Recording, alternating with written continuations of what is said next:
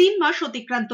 উৎকণ্ঠার মধ্যে 7ই August joint এন্ট্রান্সের ফল প্রকাশ হতে পারে বলে জানিয়েছে বোর্ড। সাংবাদিক বৈঠক করে জানিয়েছেন জয়েন্ট এন্ট্রান্স বোর্ডের চেয়ারম্যান সোনালী চক্রবর্তী। ওবিসি সার্টিফিকেট সংক্রান্ত রাজ্যের বিজ্ঞপ্তির উপর অন্তর্বর্তী স্থগিতাদেশ জারি করেছে হাইকোর্ট। সেই নির্দেশের উপর অন্তর্বর্তী স্থগিতাদেশ দিয়েছে সুপ্রিম কোর্ট। তারপর থেকে উৎকণ্ঠায় ছিলেন পরীক্ষার্থী এবং অভিভাবকরা। ঠিক সময়ের রেজাল্ট বের না হওয়ায় হতাশা গ্রাস করেছিল পরীক্ষার্থীদের মনে। বৃহস্পতিবার জয়েন্ট বোর্ডের চেয়ারম্যান সোনালী চক্রবর্তী বন্দ্যোপাধ্যায় বলেছেন, 27 এপ্রিল পরীক্ষা নেওয়া হয়, সবটাই ঠিকঠাক ভাবে পরিচালিত হয়েছে, কোনো কোথাও অভিযোগ নেই। বোর্ড পরিকল্পনা নিয়েছিল জুন মাসের 5 তারিখ ফল প্রকাশ করবে, সেই মতোই প্রস্তুতি নিয়েছিলেন ছাত্রছাত্রীরা। কিন্তু এর মধ্যেই ওবিসি রায় সংক্রান্ত হাইকোর্টের রায়ের জেরে সবটাই পাল্টে যায়। তার কথায় সুপ্রিম কোর্ট 28 জুলাই একটি রায় দেয়। এরপর উচ্চশিক্ষা দপ্তর বিজ্ঞপ্তি জারি করে দ্রুত ফল প্রকাশের কথা বলে। এরপরেই 7ই অগস্ট সম্ভাব্য ফল প্রকাশের কথা জানিয়েছে জয়েন্ট এন্ট্রান্স বোর্ড।